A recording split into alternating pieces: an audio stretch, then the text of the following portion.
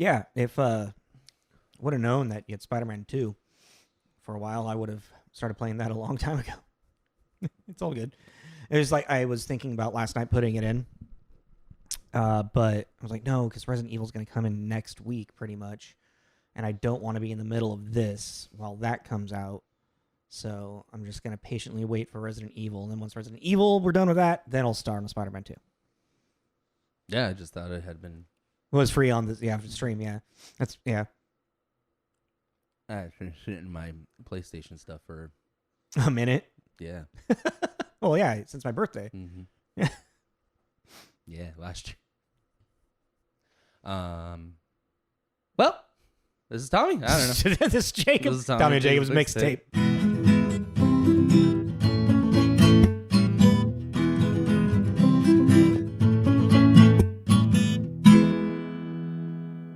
Hello, and welcome back. Welcome back to TJ's Mixtape. I'm Tommy. That's Jacob. We're a movie review podcast. We talk about movies, who's in them. Man, I lost my train of thought there. You all right? I'm just sleeping. You need to chug that Red Bull? Jitters. We're a movie review podcast. We like talking about movies, who's in them, who made them, some themes, and then a review at the end with a rating. The rating is arbitrary, but it's a nice way to put an end to everything. But before we do that, at the beginning of every episode, we play a game. It is Connect the Stars. We pick two actors at random and connect them via co-stars and other films they were in. So if you listened last week, it was Jude Law to Al Pacino. How long was yours? 1. Same. So go ahead. Matt Damon. No? I'm just curious. Mm-mm. Okay. So, yeah, Jude Law's in The Talented Mr. Ripley with Matt Damon, who's in Ocean's 13 with Al Pacino. Robin Williams. Jude Law's in a movie with Robin Williams? Mm-hmm. Panned. Spielberg movie. Right? Spielberg? Yeah, Spielberg. He doesn't see dead people. He sees robots. I was going to say, I'm trying to remember the name. Bicentennial Man? No, AI. Weird because Robin Williams. Robin Williams is an AI? Yeah, he has a bit part in it. Oh, I didn't know that. Oh, okay. Yeah, but weird, right? Because he's also in Bicentennial Man, which that's a fucking bummer of a That movie. That's a great movie. Yeah, but it's a bum. But yeah, so Jude Law is an AI with Robin Williams, and Robin Williams is in Insomnia. Yep, that's Christopher Nolan. Is it? No, Pretty sure it is. Early Christopher Nolan. Insomnia? Yeah. Yeah, look that up actually. Let's take a break. Is it? Let's listen. I'm like 95% sure. It's like whenever you like, you're like, you know, when you like, someone's like, oh, I don't know about that. Oh, it is. Yeah. That's okay. So I'm gonna rephrase. You know how I always give Christopher Nolan a bunch of shit? Yeah. I like early Christopher Nolan. Yeah. I don't like Christopher Nolan now. Like Memento. Insomnia is great. Insomnia is great. That's a great cat and mouse thriller thing, and the whole adding the element of being in Alaska during the. You know, it's a book, right? Yes. Oh, I see. Yeah. Now I do. Yeah. But that whole thing about it being during that long period of daytime, causing like that movie is great, and they were great together. Yeah. But yeah, so I like early Nolan. I don't really like his stuff now. He got a little too big for his britches, a little too grand scale. I am curious about Odyssey. Yeah, but so am I. But I haven't been curious about a Nolan film since maybe. What was the one he did after Inception? With the time. Interstellar? No. Oh, that was him. Oh, no, Interstellar is great. I was excited about that. No, Robert Pattinson was in it. Oh, is that the one where he has like blonde hair? Yeah, that one? something like that. Yeah, but Nikki 18. no, that's. I'm kidding. I can't. It has a name similar to Inception and Interstellar, if I remember correctly. Oh man, this is so. But I mean, even like Dunkirk, I wasn't really into. I did want to see that, Um, and I still haven't seen Oppenheimer. It's crazy. I haven't seen it yet either. I just cannot commit. He's only directed 18 movies. Yeah, That's wild. well, 3 of them were Batman. It's true. Yeah, no, that's kind of what opened the door. He did Memento. Well, he did Following, Memento, Insomnia, and then Batman, and like that's where it kind of. And then he took off from there. I'm not seeing. Tenet. Tenet. That one. Yeah, Yeah. that looks the one that looks like Inception. Yeah, it's so I could not tell you what happened in that film. I would have watched this actually. There's some great people in this. There is a lot of great people, Wow. and it's a storyline that makes no sense. Nolan. It's like when Nolan tries to go too deep. That's what I mean. It's like too grand scale. Yeah, I mean, Interstellar. Interstellar. I think is the last really great film.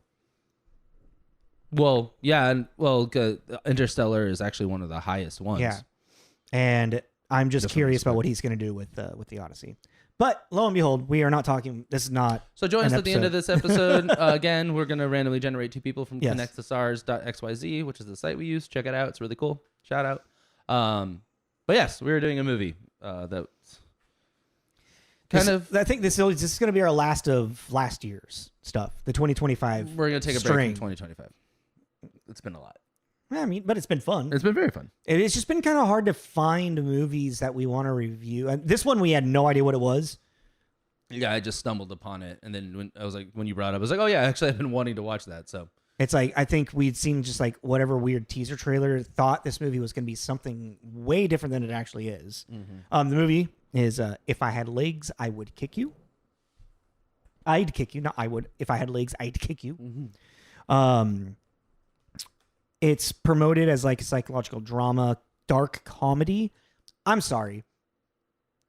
Maybe, sure, I don't see the uncomfortability. Maybe you're laughing at some points, but I don't think there's I don't know. There's maybe funny moments in it. It's just, but it doesn't feel like intentionally meant to be funny like that. No, it's not funny. It's it's like that. Yeah. It's not.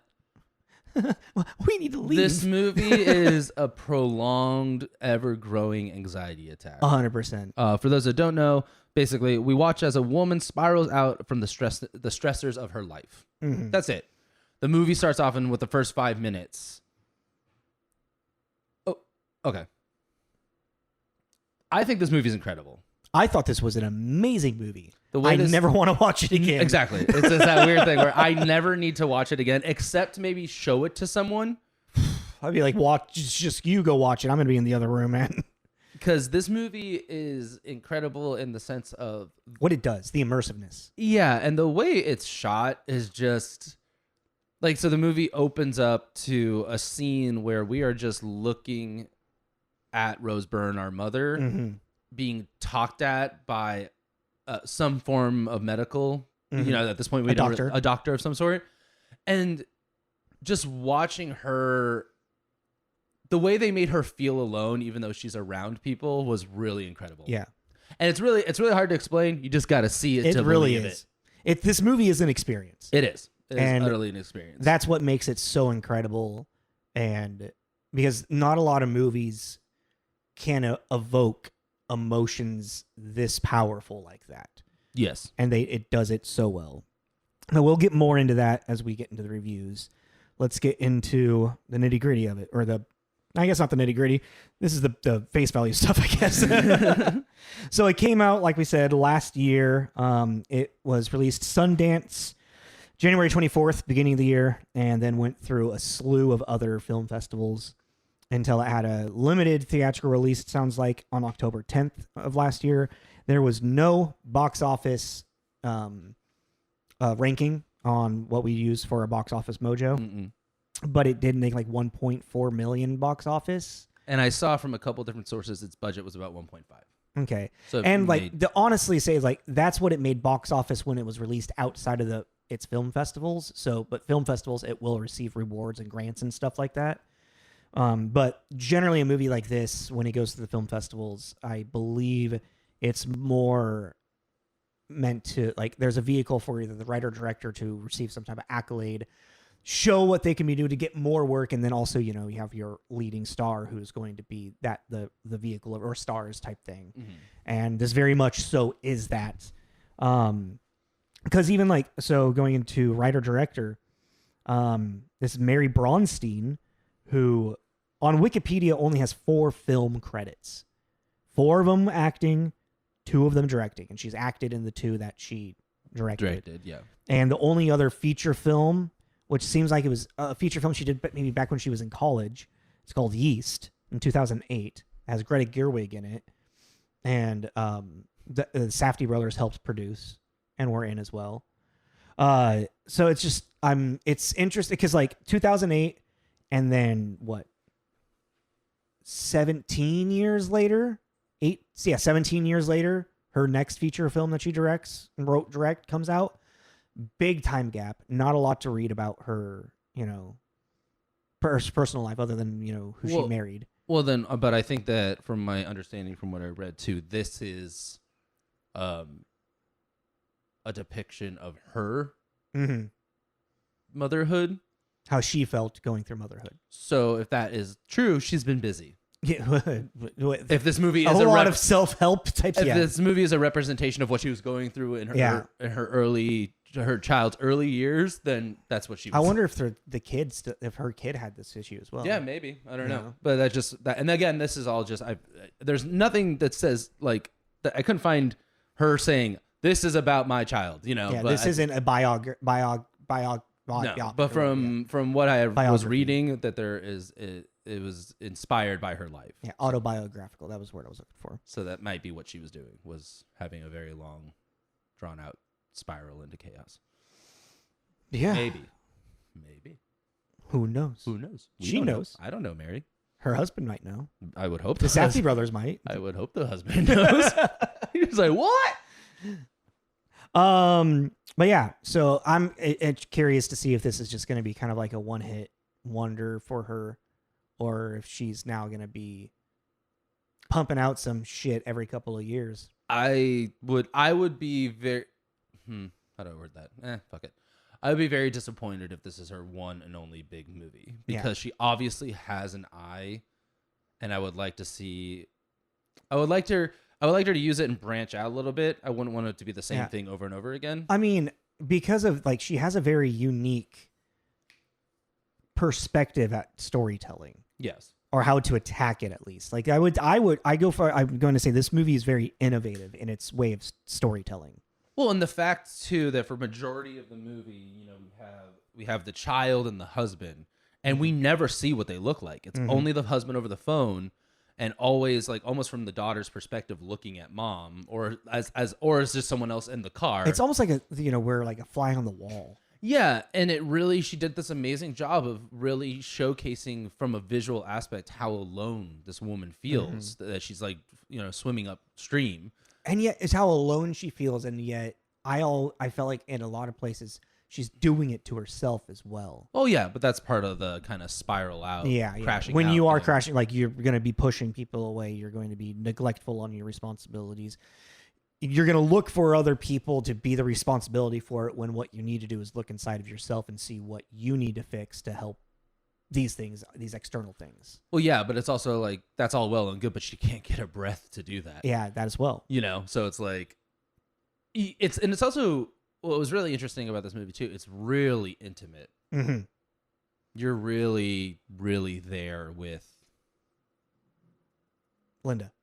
Is that her name? Yeah, her name's Linda. Mm-hmm. Well, with that, let's get into our actors and whatnot, because we got Rose Byrne, who is nominated for an Oscar for this performance, which I think is very well deserved. Very, very well deserved. Everyone loves a good crash out. Oh yeah, well, and it's just like she's just so committed to all of it as well. Well, she's really raw. Yeah, it's an amazing performance, and I'm like really curious. I'm like looking at the other nominations. I don't know if she will win, but I definitely feel like this deserves the win. She's also just one of those people that no matter how bad they try to make her look, she's still gorgeous. She's still gorgeous. Even her hair all messed.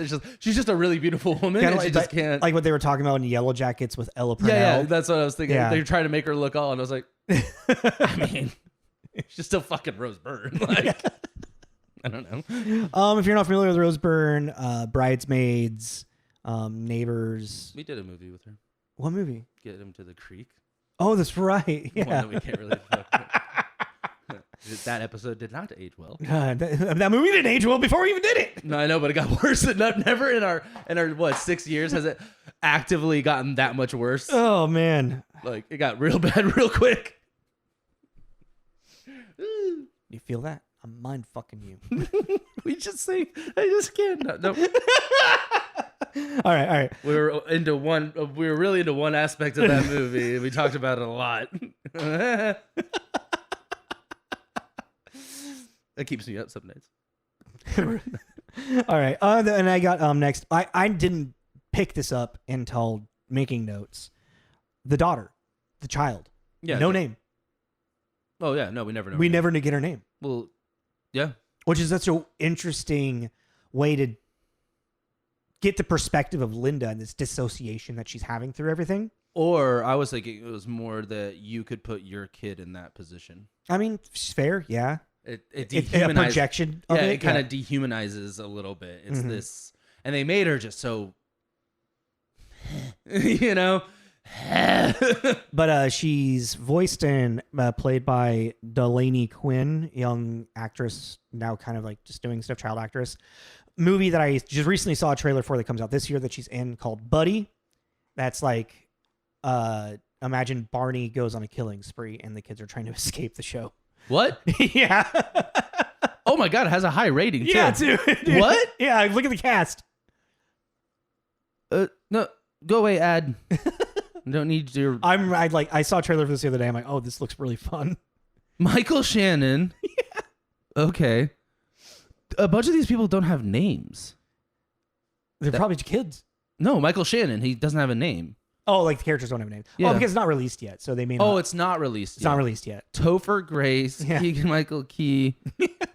What? Okay, this sounds different. Yeah. Oh, okay. Well, that rating doesn't mean anything then. That's true. Yeah. Oh, okay. I thought it was out. Well, I I mean, was it might have had like some film festival release. True. But yeah. So Delaney Quinn, we'll see her in that. And you only see her face once in this. The very, very. Oh yeah. Spoilers, by the way. Yeah. And then we got Conan O'Brien. I was very pleasantly surprised at. I didn't know he could act. I've never seen him in anything before. Oh yeah. I mean, he's obviously not, Daniel Day-Lewis, but No, but like for a late night show host guy that I always just see like, zany, to have him like really like, well, he started his career as like, performing with like SNL and like, improv and stuff. Okay, Yeah. that's not change the fact I've never seen him act before. Yeah, you have. You've seen him perform every night on those clips that he's doing the Conan O'Brien show. That is not him. He is performing. Sorry, that's more it's kind of more. it's kind of more him. That's kind of that's kind of the. It's the exaggerated form of. Well, it, yeah, but that's like the benefit of being a late night show is you can Yeah. kind of just do whatever the fuck you want. And again, another character without a name. He's just the therapist. Yeah. And then I got Aesop Rocky. I didn't know that was him. I've never seen what Aesop Rocky looks like. So That's fair. Like it's just music wise. yeah, I was like, oh, okay. You're like, oh, that's what they look like. It's like Marshawn Lynch with you. Yeah. Like, oh, I don't know. Yeah. I didn't know what he looked like, which is crazy. He plays James or Jamie. Yeah. He introduced himself as Jamie, and then she just calls him James. Is that what it was? Yeah, that Yeah. was the idea.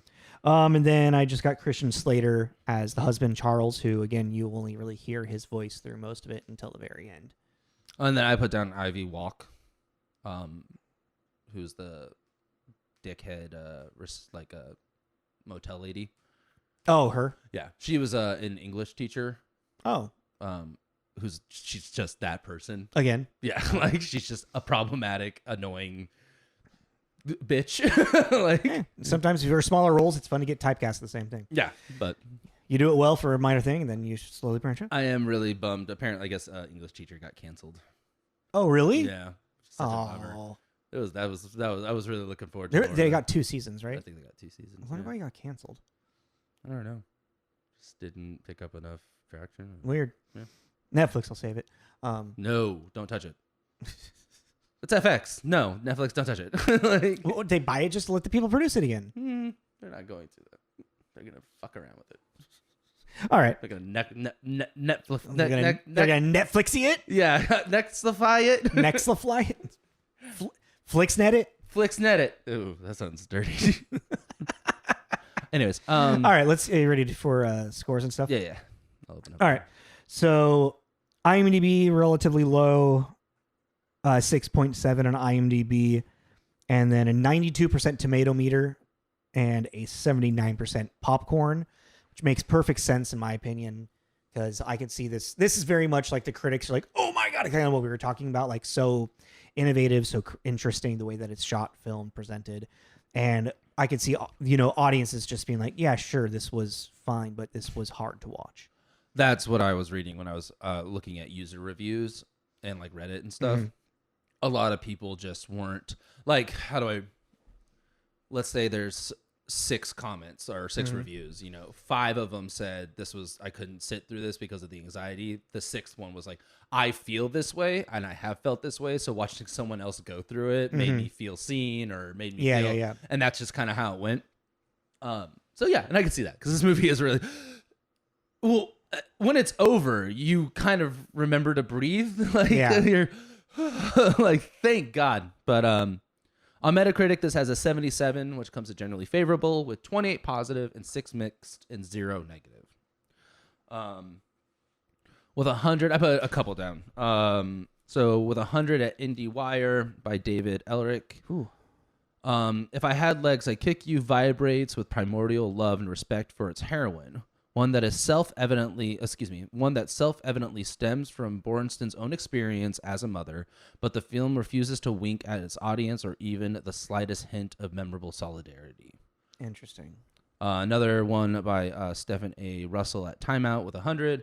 Bronstein crafts a thriller of teeth-grinding magnificence centered on Byrne as the indefatigable, I have a hard time saying the word, figure at the center of this whirlwind of unsolicited advice.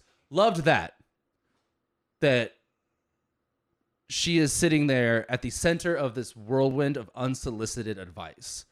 Everyone is telling her what she needs to be doing, and that is kind of, I didn't even really think about that being one of the big like catalysts. But she's literally asking the therapist as well to tell her. She just wants someone to tell her what to do. Yeah, but then she has the doctor and her husband and even like Jamie occasionally. She's just getting all these little pieces of information when at the end of the day, she just wants to sit there.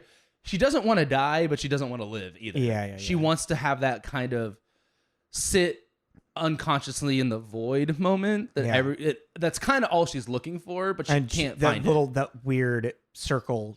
The hole in the ceiling is that's where once I read that I was like, oh, that's kind of what that's what she keeps peering into it, But I just thought it was interesting. And then down with the mixed. Sorry.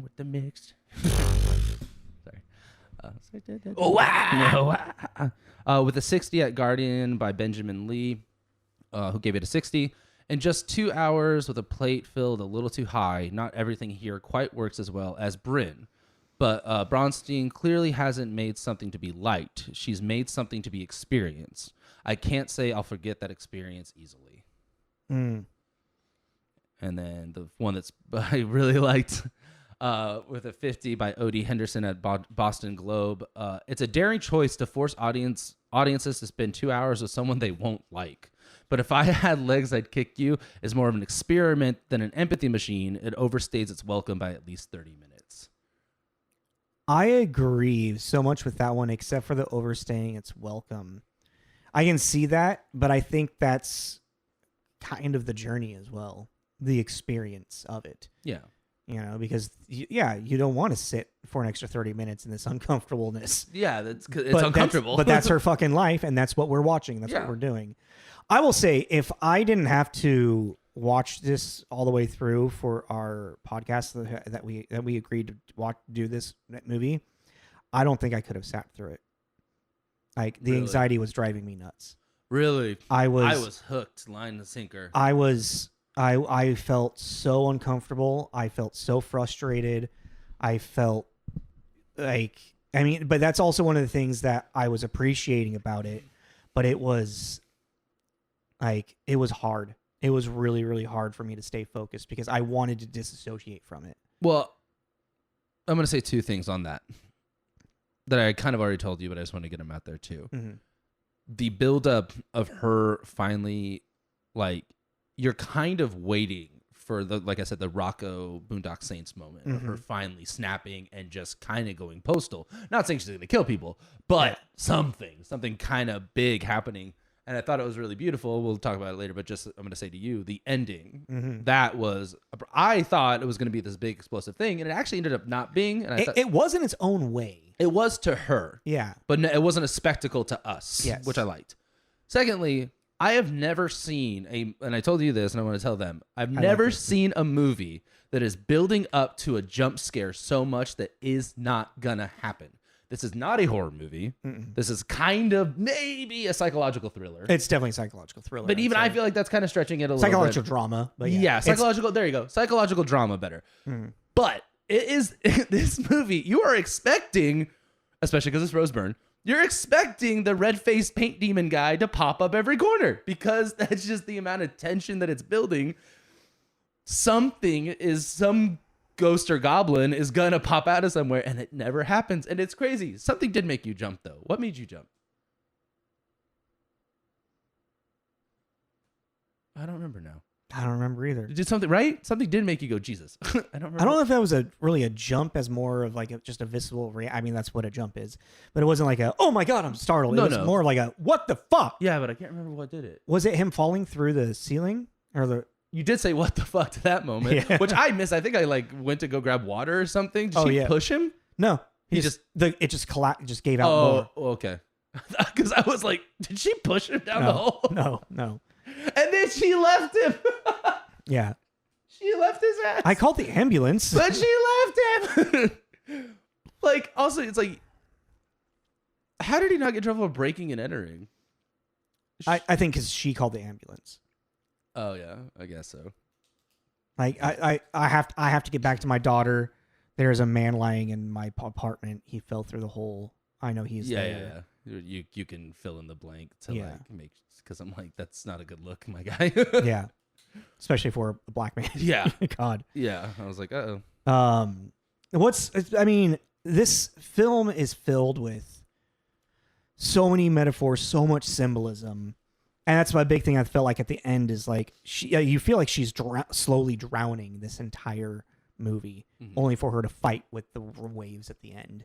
And then, then it's like, her versus nature, and nature spitting her back out. Well, it's also like she kind of like needs to get roughed up a bit. She needs that like force, slamming up into her because sometimes you just need that, you need that feeling, especially like the waves thing. That is a very specific kind of experience. Yeah. And like, I mean, there's like the symbolism of water in general, it's like you're washing anew, you're clean, you're rinsing off of the old and coming, out, clean, fresh, new type thing, Well, yeah, but it also had that thing. But the waves are more chaotic with that, yeah, But it also had that horror movie thing where you're kind of sitting there going, why are like with that other mother that she's trying to help? Yeah, Caroline, and her crashing out, and you're kind of like, just call the cops. You stop, just don't chase her through. Like there's like things that, but you're kind of like, well, it makes sense for what. In her crash out, she wouldn't have the right sense to do this. And like it's that horror movie thing of like, why don't you just go upset this? But they made it make sense of, yeah, she's not thinking entirely clearly, because also Caroline is a weird reflection of what she could become. Well, and then all of her patients are a weird reflection of herself and how she's with her therapist. Yeah, because everything that you see that she's experiencing in her own weird way, she's doing right back to him. Yeah, and like, it's such a weird movie to like see your main character having this crash out, yet not really doing much, like I said at the beginning of this, doing much to really try to get ahead of it. Like, I mean, you also have like this weird societal like construct of the way that her husband's talking to her, I feel is very demeaning in some points, even though he's very right. And he's like, I have to fucking work too. I have all this shit. But then she's like, well, I have to fucking work too. And I have to do the motherhood thing now as well. Well, that was you get to go to a baseball game. That was also literally like, I think a great reveal too, because they're building up him as this kind of as an asshole. and they're doing it really, really well. And then they show that he's in the Navy, and you're like, oh, he actually has, in a sense, he has less choice in the matter than just going away on business. It's like he's in the Navy. He has signed a contract with the U.S. government, and he can't just put it, like you made a commitment to that. So you're kind of like, okay, that's an interesting way of like. Well, and then he's also like giving him an out. He's like, send me pictures of what's going on, and I can help. I can do something. And then she's like, I'm not gonna fucking send you pictures.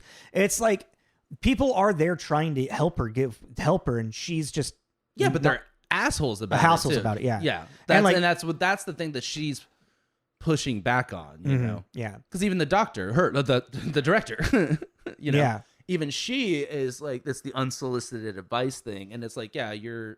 Unrealistic goals you're setting for us. Yeah, you know, and it's like, and it was interesting too. I think the whole eating disorder element, that has to be what was going on in her life. That's way too. Yeah, that feels too specific, right? Well, then you get an illness. Get at the very end after, spoiler, she's pulled out the tube and all that stuff, and daughter is with. Oh, what a horrible scene! I know. Oh, it's amazing. It's absolutely incredible. But oh God, yeah, it's just amazing. Thinking about it, this movie's amazing, and just it keeps going. Okay. Let me get my thought out. When daughter is with Charlie, Charles, the father, and she's like, "Oh yeah, no, the tube's out." She's all happy about it, and he's like, "What? And he's like processing it, and even the daughter is like still saying things on the sense of. Yeah, and I can eat all I want, but I don't have to swallow it. Or I don't have to because I don't really want to do that. I really don't like that. So it's like she's still there in that process of not going to eat the food. Yeah. And even though that the tube is out, like she didn't make the progress that she needed before the tube was out. Well, yeah, but like the tube, I think to Linda's case is that whole thing with the beeping and the machine and all the noises. It's the soundscape for this movie is so good. Creating that which is weird with me, like that didn't like I don't know, dude, that baby crying for like what 5 minutes. Well, but like the whole feeding tube thing is just like this weird anchor, like that's how Linda's seeing it is like this. It's the restraint in physical form, and she gets rid of the restraint. Like it's incredible. This movie really was. I was very, very blown away. And like on top, like I really liked the subtle, like, analogy when they brought up Andrea Yates. Mm-hmm. So Andrea Yates, I forget when, but she was the Texas woman who drowned her 5 children. 96? Was it that late? I thought. I don't remember. I remember this happening. I mean, it's just kind of like, I thought it was in the early 2000s. I might be getting her timeline confused with the Casey Anthony timeline. Oh, yeah, maybe. Well, like Caroline, so this woman, Caroline, her patient. No, you're right, 2001. Okay. Abandons her newborn baby with Linda, and then Linda's on the phone with the husband, and he's like, "It's not my fucking problem," which is wild, horrible fucking father of the year. Hey, there we go. I'm sorry, what? When Linda's on the phone with the husband. Yeah. Oh, yeah. And he's like, "That's not my problem. Like, the baby's not my problem. That's her problem." That was crazy. But that was another moment of like, just call the cops. Exactly. And then she did. Yeah, she ends up. But you're like, why are you? The second you say, "I have your baby," and the guy's like, "That's not my problem." Conversation's done. I'm calling the cops. You can figure it out then. And Caroline has a weird attachment to Linda too, which is really unhealthy. You can tell like Caroline is on that verge of like the Andrea Yates, Casey Anthony. Well, she definitely has postpartum depression. Oh yeah, and I feel like there's a little bit of that's what Linda's going through too here, not to the same degree as Caroline. No, but I wouldn't, and not to the same degree as like someone like Casey Anthony or Andrea Yates did, but that to then do that, pulling out that tube, that action. Yeah, but I don't think she had postpartum depression. I think it was more of some kind of like I don't know, Stockholm-y, having to do with the medical aspect, you know? Yeah. Because also you have to think Caroline was a very new mom. So the postpartum is going to be a huge swing with her. Maybe, and I might be wrong because obviously I'm not like a doctor or anything, but there is postpartum depression and then postpartum psychosis. And maybe psychosis is like maybe later or just another level, delayed type thing. Sorry, I keep switching. You're good. I mean, yeah, because postpartum does directly mean like right after birth. More I or think, less. but I think Yeah. it can last a really, really long time. And but, can yeah. and I'm not saying what I was just saying is that I just feel like in Caroline's postpartum depression, she's seeing something in Linda Mm-hmm. that isn't. It's like they're cousins. They're not. You're a little bit like me, aren't you? Yeah, they're related, but they're pretty. Well, and Caroline keeps saying like, "Oh, I thought you would understand. I thought that's why I came here. I thought you would understand. I'm so stupid. I'm so stupid." You know, and like Caroline is off her fucking rocker. Well, then the husband's not helping. Yeah, Clearly. exactly. Yeah, and that's just like all its own tragic story in its own. Yeah. But we have this like you get these parallels of like, and then like Caroline has to like face this like a mirror that she doesn't want to acknowledge. And of course she does the last thing in the world she wants to do is, you know, have herself like, because Caroline sends an email, it's like, we are not like her. And she has that video of Andrea Yates. And it's like, you fucking feel like you are. That's why you're saying this. And maybe if you're feeling that I forgot way, about the email thing. That was crazy. Yeah. So, I mean, there's just like that, I mean, the biggest theme that I really think is outside of just like Linda having a crash out is this question of motherhood and how the pressures that women have, you know, that is forced they're just forced upon them in this from a societal standard, you know. Yeah. And even though yes, I don't think Linda was doing all the right choices, she needed something to happen for her to change her perspective. And I think that's what the entire end of this movie is. And then I thought there was a hot moment. I thought like, did she drown herself and she's waking up on the beach and her daughter is dead too? Because the way that Charlie says, "Oh my God, what have you done?" is almost like, and the way that the soundscape of the daughter is, it's almost like the sound, like maybe the daughter's voice has been in her head for a long time. And her daughter is not conscious or really like, maybe not even alive. I mean, but then that wouldn't make sense with Jamie being in the room and just being like, oh no, she was bounding on the door and all that stuff. Yeah. You know? It's just like, it felt like there was so much more of a different conclusion setting up for that I didn't really know how to comprehend it. And after thinking about it for a while, it does make more sense. But I legit thought at the end of the movie when we were done watching it, she had drowned. She woke up on the beach, and her daughter, dead, were seeing each other. But then it's like her seeing her daughter for the first time. It's like our first time acknowledging what the daughter looks like is also, I think, that reflection of now Linda's first time actually acknowledging her daughter. Well, at the, you know, I think, like I was saying, I think she needed to get the shit kicked out of her for a second to kind of, she needed the cold, you know, she needed the reset. And that's kind of what this movie is about too, is that it's that unsolicited advice thing, but it's like what she needs is a sense of community. Yeah. She needs a partner, whether that be her husband or even a mother or someone to be more of an anchor to bring her back down, which is what she's clearly looking for that and not finding it in all the wrong places, if that makes sense. Like she's going to the therapist. She shouldn't be doing that. Sure, go to a therapist. Don't go to your colleague that lives across the hall, like down the hall. Yeah, you know, try and talk to the doctors. But the way she's going about it is very defensive because obviously she has a child that's not eating. Mm-hmm. That alone is just in your little lizard brain is a warning bell. You're going to be stressed out just on the fact that she's not eating. But then you add all these. Well, now she has to get to this weight and she has to do this, and you know. Mm-hmm. So it's like really what she is needing is just, and that the big. I think the big theme of this is struggling alone or feeling as if you're struggling alone. Yeah. Because, and that just goes isolation. Because even then, just the way it's shot, that's what she's doing. And oh my God. So yeah, the first 5 minutes of this film is a conversation happening and even conversations, and you're only focused on Rose Byrne's face. It'd be so fun to talk to Rose Byrne about this. Oh, like her process? Just all of it, because of the fact that she is such the main character, and the fact that like that entire shot you're talking about, she's just looking into the camera and reacting to things around. It's even for us, it's very intimate. I'm sure for her, it felt very intimate. Oh yeah, It's way up in her business, you know? it's right there, and like she has it's like right here, and she has her scene partner and her daughter scene partner, and then like she has to be focused here and pretend this isn't here. Yeah, like she nailed it. Like it was absolutely great. And then, you know, I think of all the scenes of her in the car, and we have that particular angle, almost as if we're in the back seat, looking at her and just her reaction and everything. Real quick though, what's up with the fucking hamster? I'm sorry. What the hell was that thing? That was the one thing that I was like kind of like. Are you talking about the animatronic of it and how nightmarish and demonic it was? Where'd you get this hamster?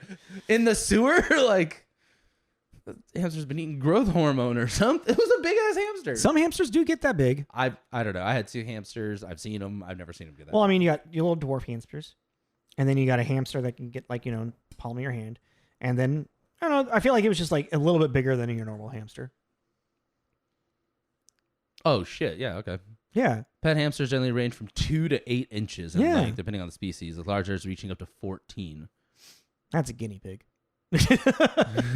Had one of those too. Guinea pigs are smart. That's crazy. Yeah, you didn't. Oh, so you just didn't know that hamsters could actually get No, that big? Yeah. I just didn't know they could get that big. Yeah. Were you thinking like little tiny hamsters, like palm of your hand? Yeah, little- That's a dwarf hamster. No, but he was. I don't know. They're like that big. Oh, okay. Oreo and caramel. Oh, the ones that you had, yeah. Yeah. My mom hated them. Yeah, They bit her a lot. I fucking bet. Yeah, the way that this is, and like throughout the entire film, it is just there's so much camera focused on Rose Byrne, on Linda. Very few cutaways to who she's talking to, or what have you. It's so, and that's kind of like the weird. That's what I feel like with Mary Bronstein, what she was doing did so well in her execution, is having all of that, and you're focusing so much on like her experience and like all of the sounds that she's experiencing, we're weirdly as purveyors put into her perspective, but watching her react to it, which is then giving us the visceral experience. It's like I haven't watched a movie that had me felt so immersed since probably Anora last year. And that's Sean Baker's just really good at doing that too. I think of Moonlight. Moonlight's a good one with that as well. Moonlight, Yeah. you felt really Immersed with. You felt like you were just, I don't know, almost like their little like Jiminy Cricket conscious, you know, sitting there just kind of along for the ride.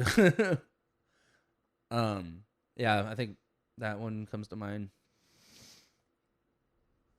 The substance-ish. Yeah, actually, yeah, I would put it in there. You feel very like along for the ride for that.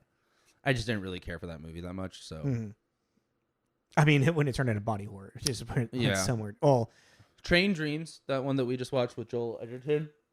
Oh, I still need to watch that. That movie, you feel really well, but that's actually really interesting too, because with the Train Dreams, you feel very immersed with the world and the woods, and occasionally him, because it's a lot about kind of It's very atmospheric. Yeah, and it's kind of about the turn, kind of the generational turn of the century kind of thing, going from the 19, I think it starts like in 1918 or something, and then goes up to the 70s. Oh. And you're watching like, oh wow, 60, okay, maybe 68. So it goes through both wars. Yeah, but it doesn't. That's not really a focus because he's not involved with that. I mean, odd. But I mean, that's also because of 2 world wars during that time, the amount of like cultural change. And the amount of lumber that is being used, and like the building of the continental railroads, and all this kind of stuff. But you feel very immersed within like the forest. That's very interesting. Do you have any more thoughts for If I Had Legs, I Would Kick You? I'd kick you. This is the weirdest title of a movie as well. Why? I'm still trying to wrap my head around why it's named If I Had Legs, I'd Kick You. Because like, I get it. The helplessness. It's just it's a mouthful. It's a fucking Panic at the Disco song. Yeah. If I had legs, I would kick you, and then God would cry, or something like that. What is it? If you don't sing along to Panic at the Disco, you get out of my car by Fall Out Boy. If you don't understand that joke, then get out of my car by Panic at the Disco. I never heard that before. That's I mean, that's an old meme. it's just the if I had legs, I would kick you. About I would retaliate, but I don't have the means to. Yeah. You know, It's it's the title is that I feel hopeless. yeah. That's what the movie is. I feel hopeless, and this is never ending. But there's also a defensiveness to that too. It's like, if I had legs, I'd kick you. Yeah, that's the retaliation thing, and that's kind of what Linda's doing the whole movie. Is it? And that's kind of what the buildup is. That's what I was saying. You're waiting for her final crash out, and she just. Well, I mean, like I said, we do get it with her running into the waves. Yeah. You know, fighting with the elements of Earth. Well, I think about fighting against Mother Nature. Hey. when she starts screaming at that guy on the phone in the supermarket and then goes and gets the prepaid credit cards to buy her drugs. You know, that was a great scene. Jamie's like, what am I going to do with your brick of cocaine? She's like, I don't know. Flush it. He's like, it must be nice. Basically, I guess was implying to have throwaway money like that. Yeah. Yeah. Mm-hmm. What do you want to give it? I'm bouncing between a 5 and a 4 or 5. I was going to say 4. Really? Mm-hmm. That low still, huh? That low? I mean, I think this movie's a fab, but like for everything from the performance to how creative Mary Bronstein was as a filmmaker in making it, the way that I was going to say a 4 just on that, but that right there was going to make me bump it up to a 4 or 5. And the way that we got immersed in this film, like it's so hard as a filmmaker or an artist in general to create something that gives anybody and everybody who watches it a visceral experience like this. And it seemed like from everything I read, it definitely did that. Yeah.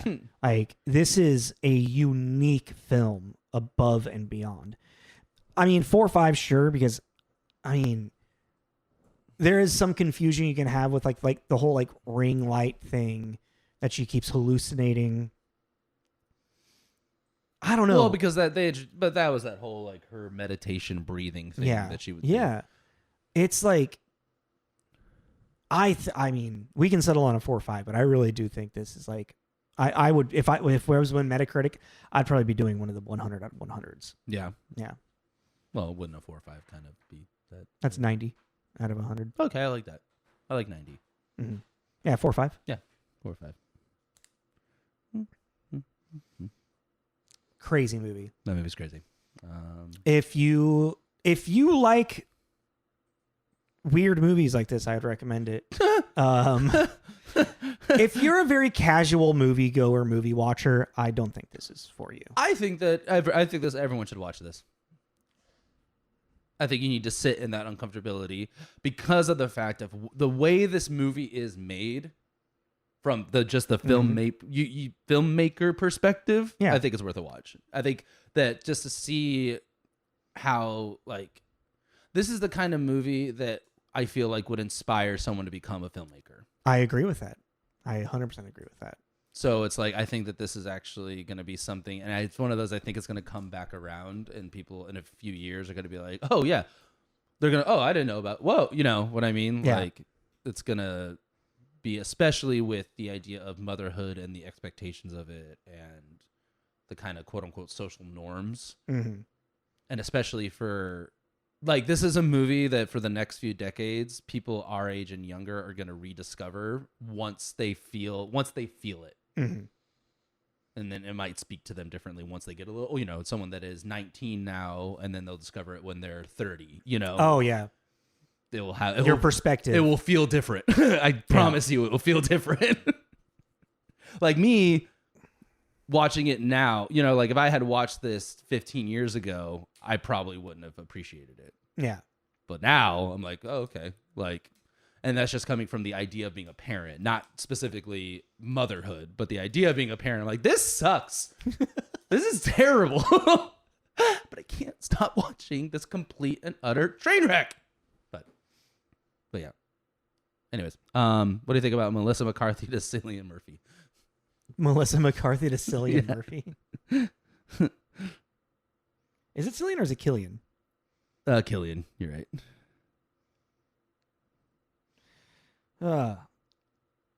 We still need to try not to use Oppenheimer. I probably wasn't going to.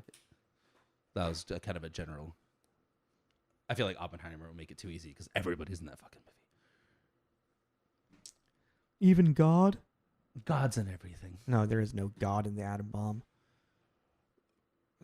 I don't know. That atom bomb kind of feels like the power of the Ark. Like, did you see Indiana Jones? There was some wild shit coming out of that box. Okay. I'm not 100% sure fully for next week. I have an idea, actually, but we can talk off mic. Okay, cool. Do you want to save the other one for a later date? What we're talking about? Let me tell you this one and see if you like the idea. Sounds good. So we'll figure it out. You'll see on posts. Yes, follow us on Instagram and Facebook. All of our promos, so you can see what's coming up, what's coming up in the future, what we've done in the past. On there is our link tree. That way you can listen and subscribe. Find if it's Spotify, Apple, or YouTube you want to listen to. Yeah. We do have cameras if you're just listening. If you want to see, Jacob adds little things sometimes. I'm more really on the promos. My computer can't handle it during the full episode. Yeah. I tried to for a while, and then it's just like my computer started slowing down. It's slower. Oh shit. But yeah. This is Tommy. This is Jacob. This is Tommy and Jacob's mixtape. Pow.